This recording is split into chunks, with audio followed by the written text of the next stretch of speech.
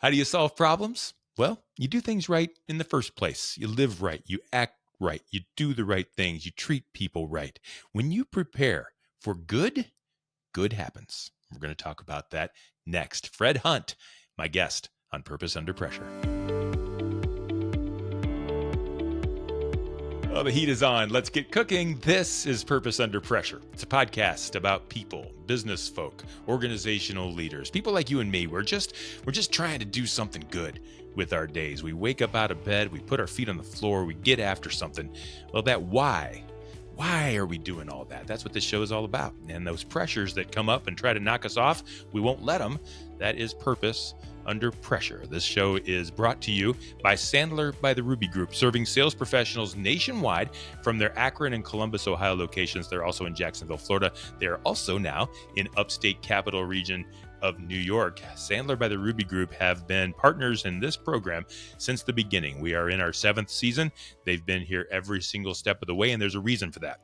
When they train, when they teach, when they help businesses grow, they do it on purpose. They do it so that your people are on purpose. They teach not gimmicks, they teach skills, personal relationship skills, revenue driving skills that are based on the right reasons.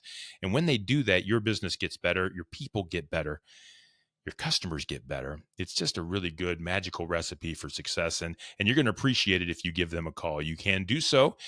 Reach out to the Ruby Group at rubygroup.sandler.com. You'll talk to Mike or Ken or Jordan or any number of the people there. And I promise you, it'll be one of the best phone calls you ever make, whether you buy anything or not. I know that because my friend Mike Jones and Ken Guest and the team there have brought me many amazing experiences in my sales career, in my life. They are good friends, and they continue to introduce me to other good friends, people just like them. And that is how we're going to begin the show today. My guest today is Fred Hunt. He's the Director of Sales and Marketing with RW Beckett Corporation. They're a family-led leader in the combustion and heating equipment sector located in Northeast Ohio. I know nothing about that industry, but I do know good people. And I do know that when Mike Jones and Ken Guest say, go talk to this guy, that's a good referral. And so welcome to the show, Fred Hunt. Well, Bryan, thank you so very much. It's my pleasure to join you today. I'm very excited.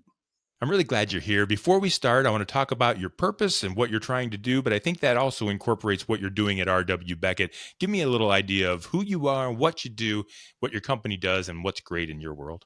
Well, I'll start up with the company. We are a family-owned business. We've been in operation for around 88 years, so quite a nice track record. A lot of goes along with that, but really started out providing just safe, reliable heat, really something of comfort for families across the United States. That we've grown and we've adjusted, and we've added to that business today. But that's really what it is that we provide. For me, I manage the business side of the operation. I have the opportunity to lead sales and marketing, as well as really kind of our organic growth charge across many of our divisions. So that's my, to some degree, day-to-day job.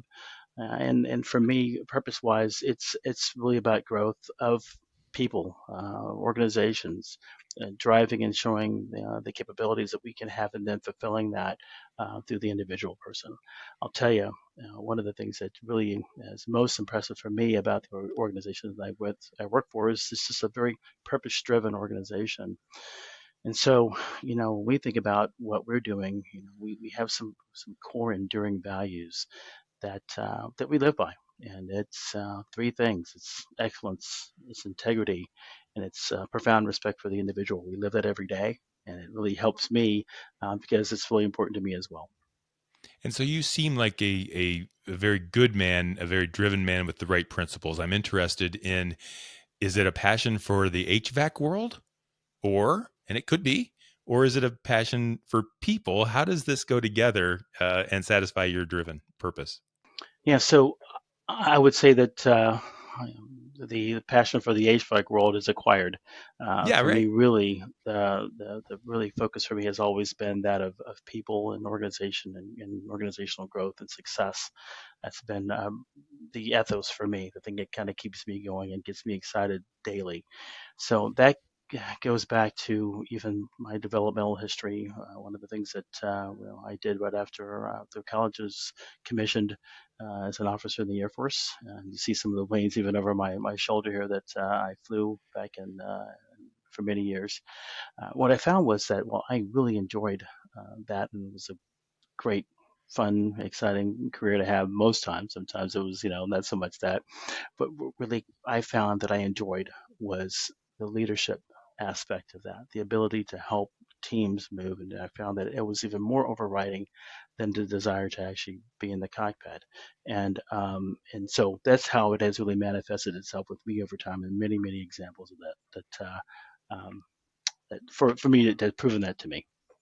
So what kind of experiences can you share from your world in the cockpit and how that's affected the way you lead people? We all learn from our experiences. You spent time in the air and now you've got feet on the ground. What did you learn from the one that helps you drive the other?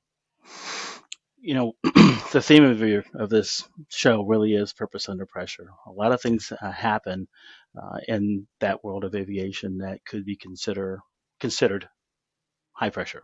High pressure. The reality is that of that really is strong training and the ability to offer alternatives. What things should we be thinking about? How do we shape our thoughts as we get in certain situations, which is what I've been able to translate into the world that we're doing on the civilian side. Now, certainly in the military, there are many opportunities for things to happen airborne that could be stressful. You may have lost a system. You may have lost a variety of things to include, I don't know, hydraulics or wondering if your flaps or your gear are going to extend or other things that could happen out there that really happen more often than you would think, at least on that side of the world. The thing that we're learned and are trained to do is to slow down the process, lean back on what you're trained to do. Think about what is in your toolbox to help you get through that particular situation, put it into place calmly across the group. Think about the times you've heard um, a cockpit voice recording where you've ever heard anybody in that cockpit sound as if they were concerned. You don't hear that. And why? Because you've slowed the process down. We really are working through that. And so at the end of it,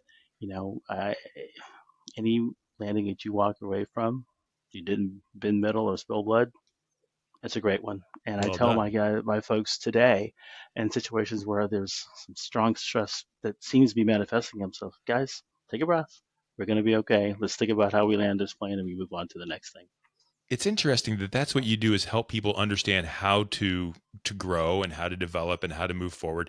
But how do you learn that however high you are up in the air and whatever speed you are? I mean, you have to learn that Mm-hmm, calm.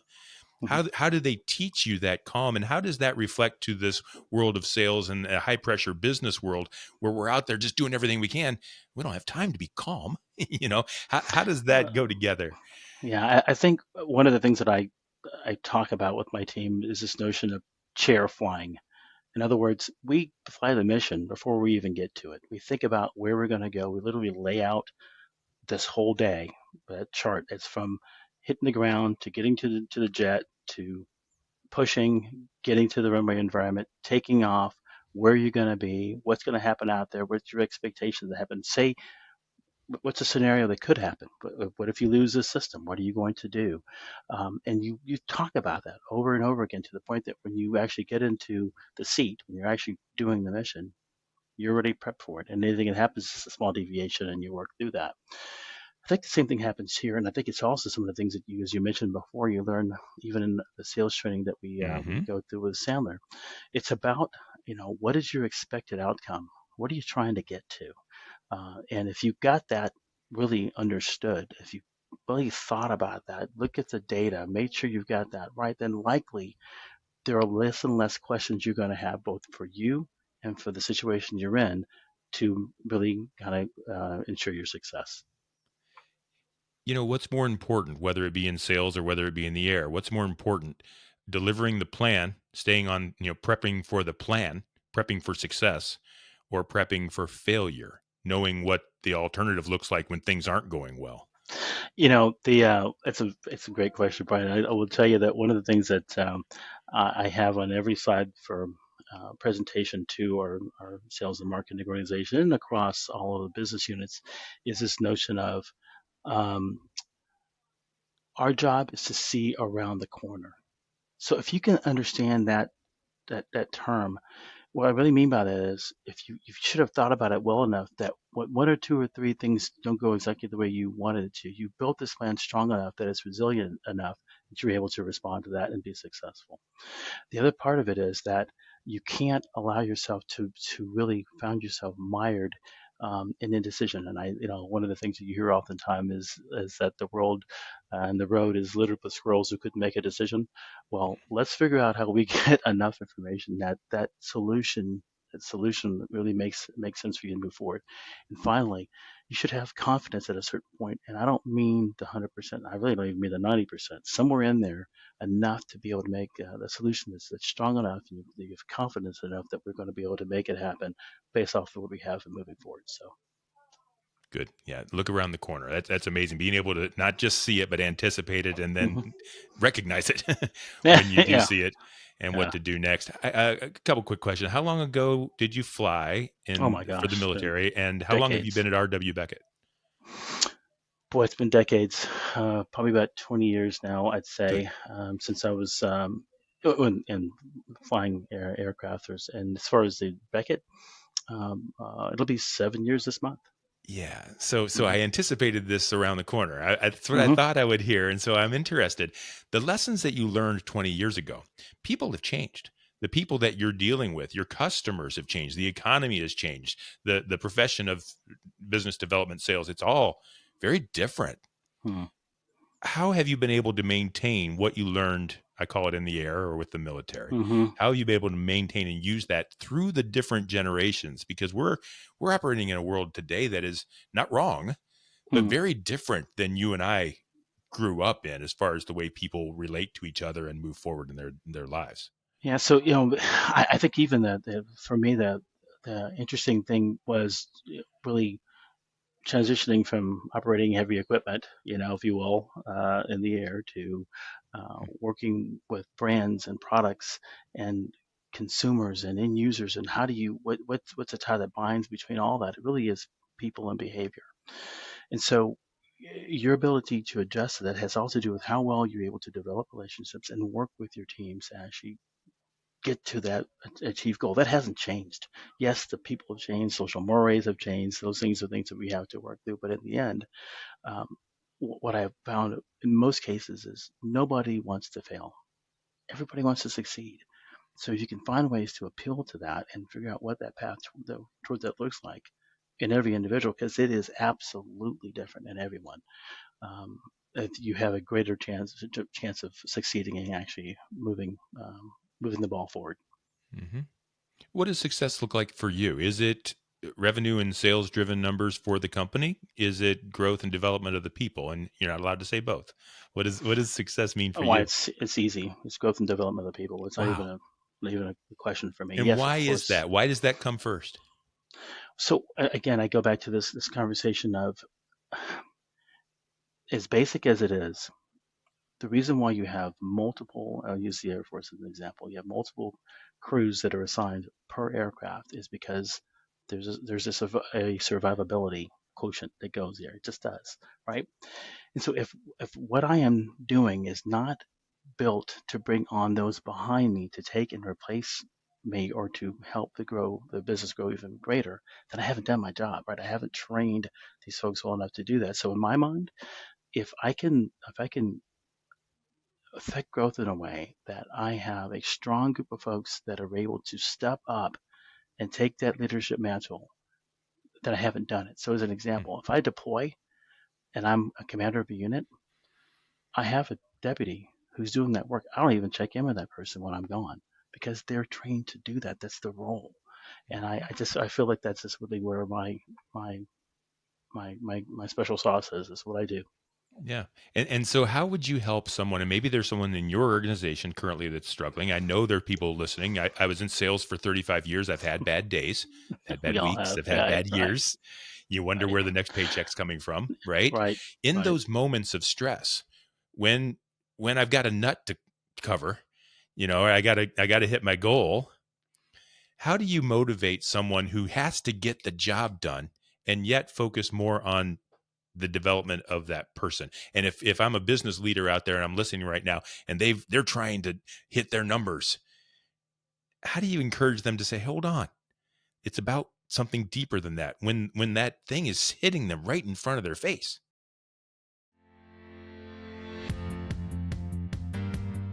Everyone in the organization needs to know how to sell. Sales is the strength of any company. Whether or not you're in marketing, operations, or even finance, everyone has a strong shared accountability towards driving top-line revenue. Whether or not you're client-facing or talking over the phone, you're able to build a stronger level of rapport with the clients. Everyone in the organization shares that responsibility to know how to sell.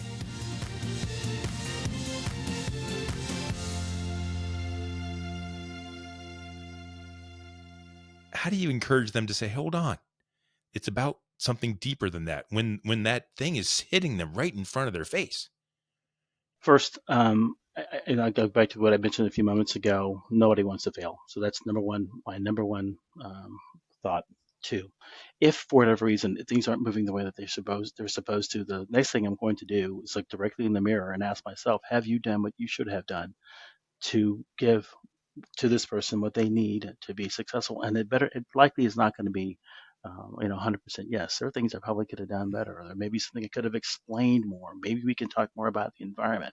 So, as an example, with my direct reports, I generally have very personal calls with these guys every week. They're across, they're across the world, whether that be in Canada or UK or other places in the world, that I feel as if the information has to be there so that they understand the basis for which we're trying to make decisions. If you don't have the full information, it's impossible truly to be fully successful. So that's the first thing. Have we talked?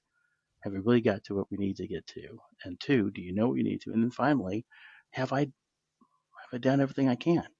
And then after that, let's take a breath. Let's walk it together. We'll get to the end. And this is another thing I love about this organization. Our view is so far out into the future that there are times when things extend beyond cycles, and it's okay because you really are invested in the people that allow us to get there. So it allows that to really kind of foster and flourish. One of the sales trainers at Sandler by the Ruby Group is Matt Rocco, and Hmm. he was on the show last season. And we had a discussion about who's responsible for sales success. Is it the salesperson or is it the leader? I have a feeling you're going to say it's the leader. Is that accurate? That's very true. And How and else? How so else can it be? how else can it be? So when your salespeople, when your direct reports don't hit their number, you take that home with you? Well, what I take home with me again is, and I say this, I don't mean this in a bad way. I get introspective about, have I underserved? That's really what I think about. And when we get back at this, and I find something with every one of the folks that I work with, is something just great about them in some way, that really I enjoy hearing or talking, and it kind of helps to keep us engaged. We get to the business piece of it for sure.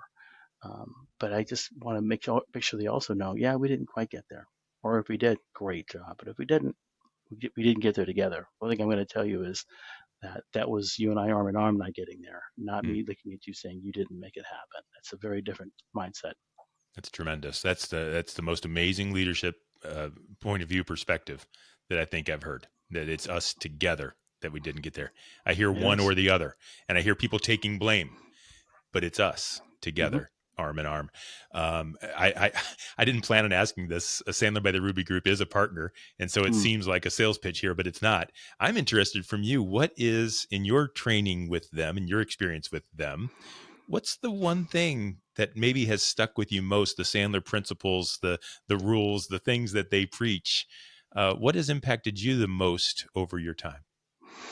So I've been working with them for a number of years. Finally, I've had the opportunity to kind of get this more broadly across my group. Part of the reason why I have done this is I mentioned we have geographically separated units. Everybody has this, but some of them may be separated by an ocean, language, even common language, with folks in the UK versus here in the US.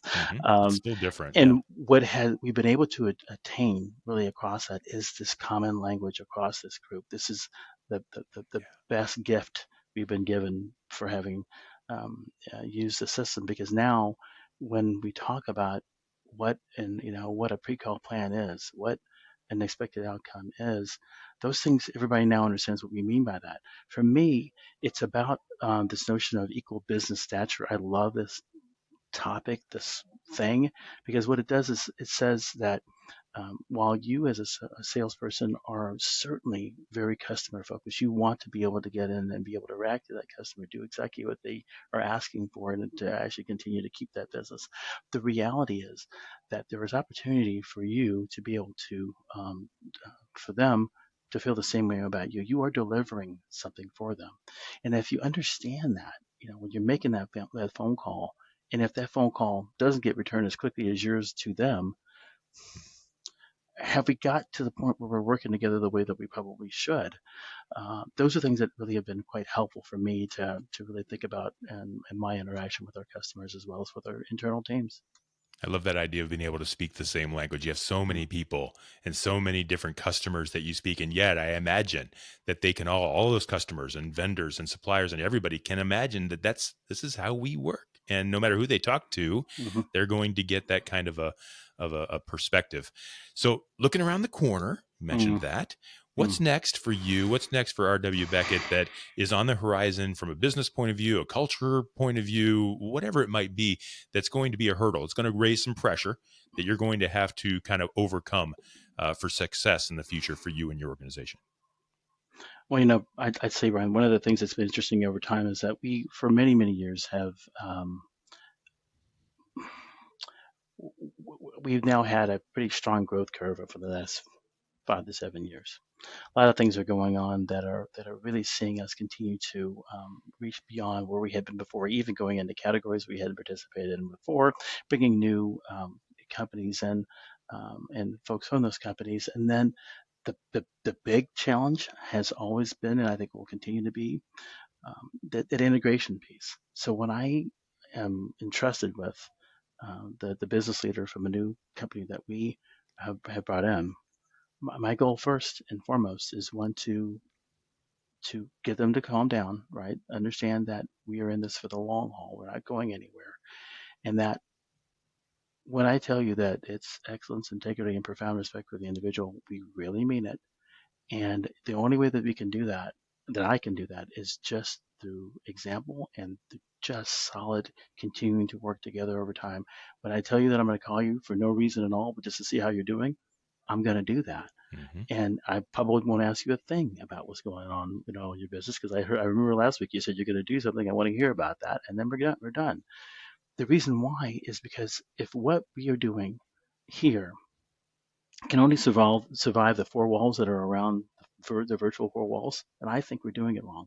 I think we're doing it incredibly wrong, because on the other side of this is a person who's got goals as well. So that's just my thought process around it. And speaking to that, and we'll kind of wrap up at this, what you're doing there inside those 4 walls. I know you have a Christian culture there at your organization. Is that moving forward in a changing world? Is that something that's hard to foster, easy to maintain, on purpose? How does that move forward? I know it's important to you, and I'm wondering how if it raises pressures or concerns.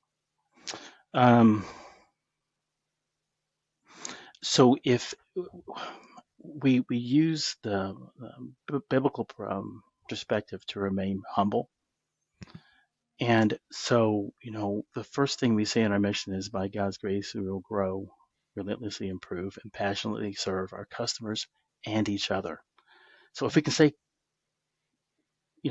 true to that, we can all say true to that, we're fine. And initially, it's kind of, when folks recognize that this is a part of kind of who we are as a company, it seems a little different because you just don't see a lot of it. But the wonderful thing is, because we are privately held, that can be, really the underpinning, and it is. So I don't know that I see it necessarily as a challenge, as long as we stay true to that. And frankly, this is, I'm telling you this from memory because I could ask anybody in my organization and they will tell you, they're able to tell you this because it's just something that we live. So yes, it's a challenge, Brian, it is. But I think that the hardest part is that when we even look at new folks, companies to bring in, we want to be sure that there's some element of that with them existing, so that the hump is not so hard to get over, bringing them in. So Tremendous. I think I think when you do things the right way, and this is a little bit Sandler by the Ruby Group, Sandler in general, when you do things the right way and you do things on purpose for the right reasons, it's interesting how those problems don't always even show up. You might see them around the corner, but they sort of dissipate when you're operating under the right fundamentals and the right morals and the right ethics and the right code. And I think you're living that out. And maybe that's why it seems like, we're doing okay. Well, the problems are out there, but you're just handling things well. Would that be accurate? a couple of things come to mind when you say that. One, it allows you to be at peace if that means something to you, Yes. especially as it relates to decision making. They're really easy because you know what side of the ledger that you need to be on. We're fortunate to have a great historian in our um, on our CEO, not CEO, I'm sorry, on our chairman of the board, who's been with the company, for he's 87 years young, I believe, this year, and really able to kind of give us a strong history of this from his young years, and we see this come all the way through to where we are today. So quite a a gift, but it also allows us to stay centered. Fred, final question. Do I have to have the experience of flying an aircraft to be able to be as grounded and as disciplined and as relaxed as you are in a high pressure competitive world? No, but what I would say is it's always helpful when you have an environment that encourages that, right? Yeah, I that's a would say good point. there's a long, most folks don't have that, but when you have it, and it allows you to really, I guess, as I said, remain calm. I love that. So I asked about your experience and you shifted it over to the environment and that environment that allows that experience to come through, or any drive that you're trying to do. So, I can hear my audience, their leaders and their salespeople and their organizational folks that are going, man, I want to work for that guy, or at least I want to be like that guy. If someone wanted to learn more about you or your company or contact you in any way, how would they go about that? Well, I'm certainly available on LinkedIn, so I'm more than happy to connect with anybody that comes and is interested in connecting. No problem in doing that. I found that that's been probably the best venue to Yeah. get a hold of me. Yeah, tremendous. Thank you so much for sharing that. I really do value the idea that through your own experience and through who you know that you are and who you were made to be, you've been able to find a partner in Sandler. You've been able to find an organization that believes the same way. I mean, you've built this team around you that's allowing you to build an even bigger team to impact the world. And congratulations to you for getting that done. Well, it's been my pleasure, Brian. Thank you so much for having me on today. It's so rare that we get a chance to have these kind of conversations, so I'm really enjoying having the time to do just that. Well, me too. If you can see the video, you can see the big smile on my face. I just love when people are real and doing the real things and doing the right things. And I think you just met someone that is just that. Fred Hunt, Director of Sales and Marketing with RW Beckett Corporation. My guest on Purpose Under Pressure today, brought to you by Sandler by the Ruby Group. Sellers are under pressure to perform. We talked about that. Sandler helps you to succeed on purpose. You'll find all past episodes of Purpose Under Pressure at bryanmediastrategies.com/podcast. And wherever you stream your favorite shows, we do this every week. And we will see you next time on Purpose.